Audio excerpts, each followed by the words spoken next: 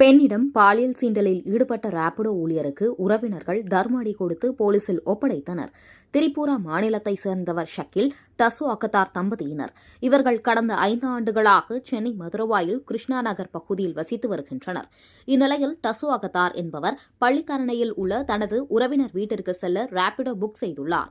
அப்போது அங்கு வந்த சிவக்குமார் 22 தனது இருசக்கர வாகனத்தில் டசு அக்கத்தாரை ஏற்றிக்கொண்டு பள்ளிக்கரணை சென்றுள்ளார். அங்கு சென்ற பிறகு டசு அக்கத்தார் சிறிது நேரம் காத்திருந்து மீண்டும் மதுரவாயில் அழைத்து செல்லுமாறு கூறியுள்ளார். அதனால் காத்திருந்த சிவக்குமார் மீண்டும் மதுரவாயிலுக்கு அழைத்து வந்துள்ளார். மதுரவாயிலுக்கு வந்து கொண்டிருந்த போது திடீரென போரூர் சுங்கசாவடி அருகே வாகனத்தை நிறுத்தி டசு அக்கத்தாரிடம் பாலியல் சீண்டலில் ஈடுபட்டுள்ளார்.